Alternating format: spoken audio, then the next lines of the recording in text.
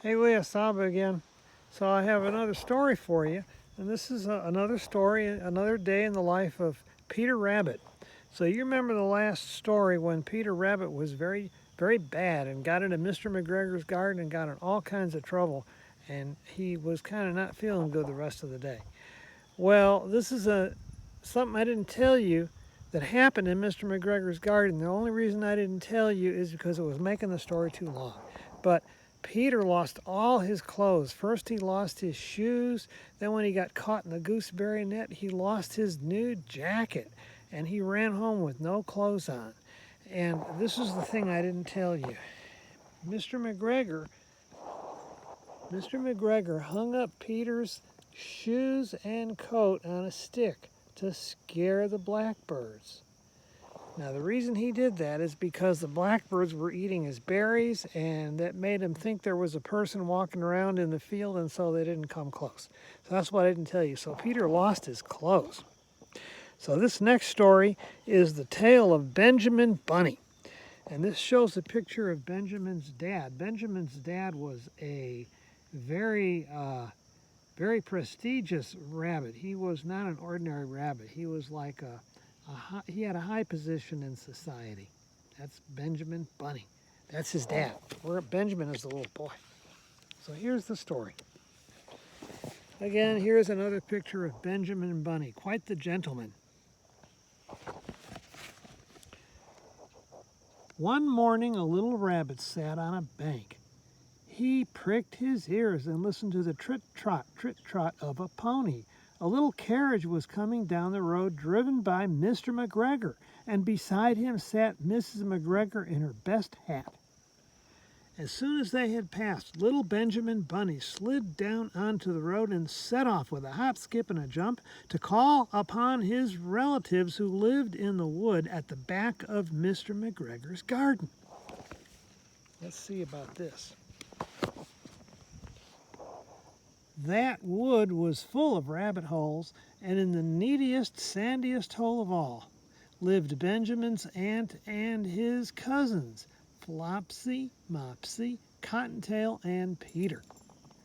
Old Mrs. Rabbit was a widow. She made her living by knitting little mittens and socks out of rabbit wool.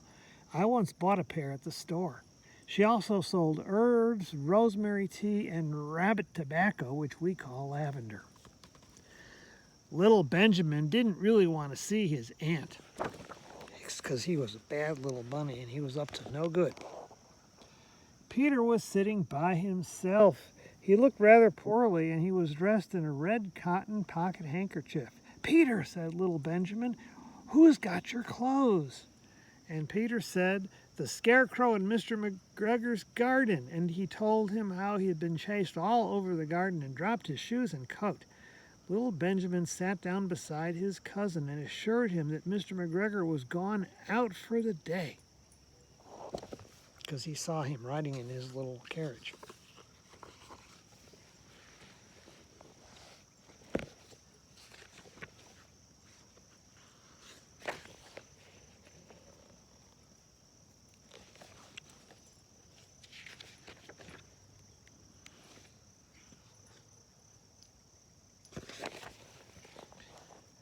Peter said he hoped it would rain. At this point, old Mrs. Rabbit's voice was heard inside the hole, calling, "Cottontail, Cottontail, fetch me some more chamomile." At that point, Peter said he thought he might feel better if he went for a walk. And so they went away hand in hand and got to the flat top of the wall at the bottom of the wood. From there they looked down onto Mr. McGregor's garden. Plainly to be seen were Peter's coat and shoes hanging on the scarecrow, topped with an old hat of Mr. McGregor's. Little Benjamin said, "It spoils people's clothes to squeeze under a gate. The proper way to get in is to climb down a pear tree." But Peter fell down head first. However, beneath the pear tree the ground was very soft. They left a great many little footprints all over the ground around the pear tree, especially little Benjamin, who was wearing heavy shoes.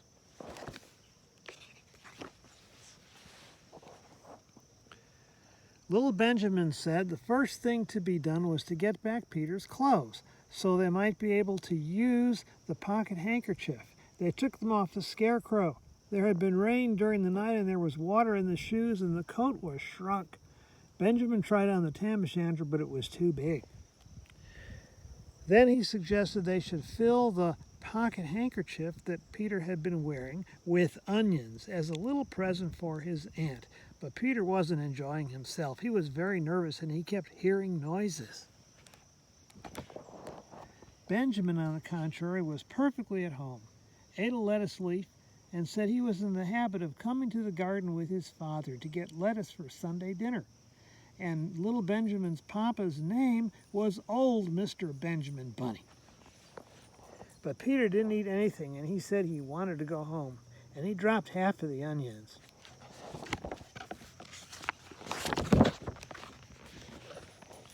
Little Benjamin said you couldn't go back up the pear tree with a bunch of vegetables, so he led his way boldly to the other end of the garden.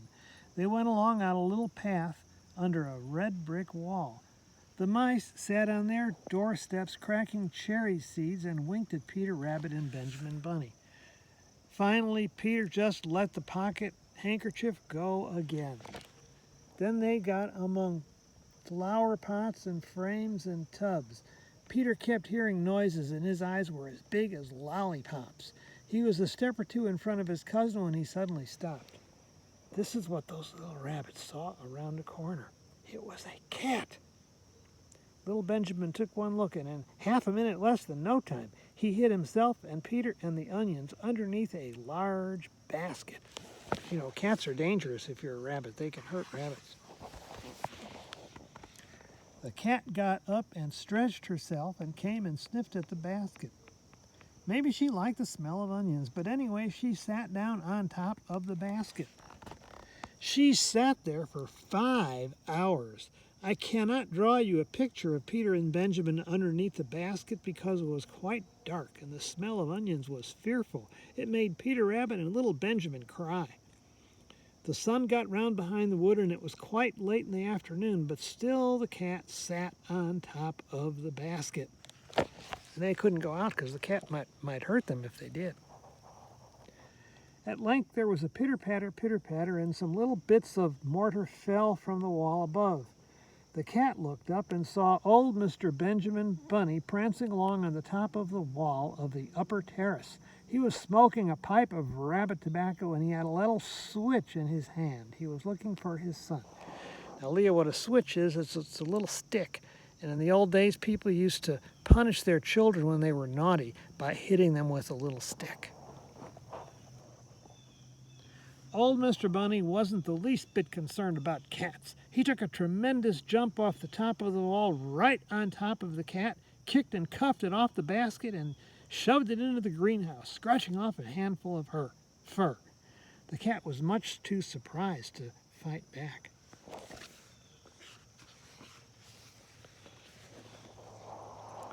When old Mr. Bunny had driven the cat into the greenhouse, he locked the door. Then he came out and gave Benjamin a good spanking with the switch. Then he took out the handkerchief of onions and marched out of the garden. There you see him proudly marching out of the garden, and the two little boys look guilty, don't they? When old Mr. McGregor returned half an hour later, he observed several things that puzzled him. It looked as though somebody had walking all over the garden in a pair of shoes, but the footmarks were very small. And he couldn't understand how the cat could have managed to shut herself up inside the greenhouse, locking the door from the outside.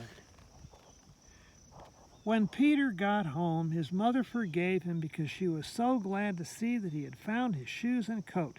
Cottontail and Peter folded up the pocket handkerchief, and old Mrs. Rabbit strung up the onions and hung them from the kitchen ceiling with her herbs and her rabbit tobacco. The end.